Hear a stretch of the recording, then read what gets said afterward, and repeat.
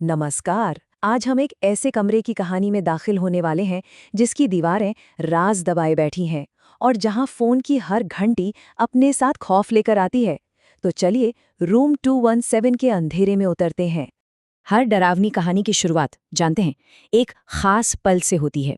हमारी कहानी का वो पल यही है। एक ऐसा वक्त जो बार बार लौटेगा और हर बार अपने साथ एक नया और गहरा डर लेकर आएगा। ये जो वक्त है ना, इसे याद रखिएगा। रात के 2:17। ये सिर्फ एक टाइम नहीं है, समझिए ये एक चेतावनी है, एक सिग्नल कि कुछ बहुत ही गलत होने वाला है। तो कहानी का हीरो है आरव। अपनी जिंदगी में बिल्कुल नॉर्मल तरीके से आगे बढ़ रहा है, पर उसे इस बात का जरा भी अंदाजा नहीं है कि एक अनजानी फोन कॉल उसकी पूरी दुनिया को हमेशा हमेशा के लिए बदलने वाली है। तो होता ये है कि आरव सोने की कोशिश कर रहा है और तभी उसका फोन बज उठता है। एक अननोन नंबर। कौन होगा इस वक्त? वो उसे इग्नोर कर देता है, लेकिन कॉल है कि कटने का नाम ही नहीं ले रही, बार बार, लगातार। आखिरकार आरव तंग आकर गुस्से में फोन उठा ही लेता है और जैसे ही वो हेलो बोलता है, दूसरी तरफ से कोई जवाब नहीं, सिवाय एक बहुत ही धीमी कांपती हुई फुसफुसाहट के, एक चेतावनी जो उसकी समझ से बिल्कुल बाहर है। और इससे पहले कि आरव कुछ पूछ पाता, कॉल कट जाती है।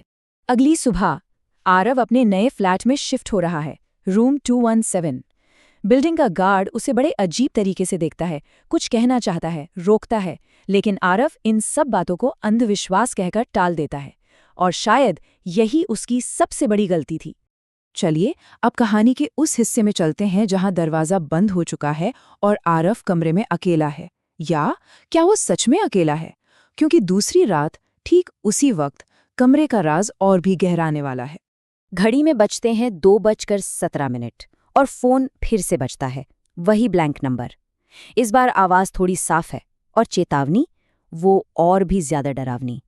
एक खास हिदायत दी गई है, बाथरूम के शीशे के पीछे मत देखना। पहले तो आरव इसे कोई मजाक समझता है, हंस देता है, लेकिन तभी उसे बाथरूम के शीशे के पीछे से एक बहुत ही हल्की सी दस्तक सुनाई देती है। टक टक टक। और अब ये मजाक बिल्कुल नहीं लग रहा था। आरव हिम्मत करके शीशा हटाता है और जो वो देखता है उसके होश उड़ जाते हैं। शीशे के पीछे दीवार में एक खुफिया जगह है और उसके अंदर एक पुरानी डायरी और दीवारों पर खून के सूखे हुए धब्बे।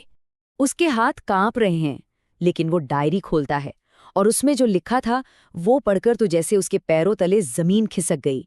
ये सिर्फ एक कमरा नहीं था, ये एक जाल था और यहाँ एक शिकारी रहता था जिसकी ताकत थी आवाजों की नकल करना। और यहीं से कहानी का सबसे भयानक पहलू सामने आता है। सोचिए, वो शैतान सिर्फ दिखता नहीं, बल्कि आपकी सबसे भरोसेमंद आवाज में बात कर सकता है। पहले वो आरव की माँ की आवाज निकालता है और फिर खुद आरव की ही आवाज। तो अब कहानी अपने सबसे खौफनाक मोड़ पर आ गई है। अंधेरा घना है, भागने का कोई रास्ता नहीं, और अब आरव का सामना उस चीज से होने वाला है जो अब तक सिर्फ आवाजों के पीछे छिपी हुई थी। शीशे के पीछे की उस खुफिया जगह से एक शख्स बाहर निकलता है। उसका चेहरा हूबहू आरव जैसा है, बिल्कुल परफेक्ट कॉपी। लेकिन उसकी आंखों में आरव नहीं, एक बेरहम शिकारी की चमक है। देखिए, दो चेहरे एक जैसे, पर कितने अलग। एक तरफ असली आरव है जिसके चेहरे पर खौफ साफ दिख रहा है, और दूसरी तरफ वो हमशक्ल है जो मुस्कुरा रहा है, जैसे उसे अपनी जीत का पूरा यकीन हो। जब आरव को लगा कि अब सब खत्म, तभी उसे डायरी की वो आखिरी लाइन याद आती है कि हर शैतान की एक कमजोरी होती है, और इस शैतान की कमजोरी थी रोशनी। और तभी एक चमत्कार होता है। आरव का फोन एक आखिरी बार बजता है। वही अनजानी आवाज इस बार चीख रही है, उसे बचने का एक सीधा साधा प्लान बता रही है। सिर्फ 3 शब्द जो उसकी जान बचा सकते हैं: लाइट, खिड़की, सूरज की रोशनी। आरव बच गया, लेकिन सवाल ये है कि कैसे, और आखिर वो कौन था जो फोन पर बार बार उसकी मदद कर रहा था। अब वक्त है कहानी के सबसे बड़े राज से पर्दा उठाने का। आरव बिना एक पल सोचे खिड़की तोड़ देता है, और जैसे ही सुबह की पहली किरणें कमरे में आती हैं, उस हमशक्ल का चेहरा पिघलने लगता है।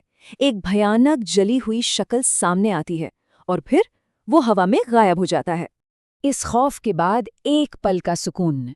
आरव के फोन पर एक मैसेज आता है, लेकिन ये मैसेज सुकून के साथ साथ एक बहुत बड़ा सवाल भी छोड़ जाता है। आखिर ये मददगार है कौन? यही वो सवाल है जिसके इर्द गिर्द ये पूरी कहानी घूम रही थी। वो अनजान आवाज, वो ठीक समय पर मिली मदद, कौन था वो छुपा हुआ हीरो? आरव उसी नंबर पर वापस कॉल करता है और दूसरी तरफ से जो जवाब आता है वो रोंगटे खड़े कर देता है। ये आवाज उस लड़की की आत्मा की थी जिसे उस शैतान ने उसी कमरे में मार डाला था। वो खुद तो नहीं बच सकी, लेकिन उसने आरव को बचा लिया। तो रूम 217 की इस खौफनाक कहानी से हमें क्या पता चलता है? ये सिर्फ डर, मौत और एक शैतान की कहानी नहीं है। ये उससे कहीं ज्यादा गहरी है। और आखिर में ये कहानी हमें एक बहुत ज़रूरी सवाल के साथ छोड़ जाती है। हर डरावनी कहानी में हम विलन को ढूंढते हैं, उससे डरते हैं, पर क्या कभी हमने हीरो को ढूंढा है? कभी-कभी असली हीरो वो होता है जो खुद अंधेरे में रहकर दूसरों के लिए रोशनी की एक किरण बन जाता है, भले ही वो खुद एक आत्मा ही क्यों ना हो।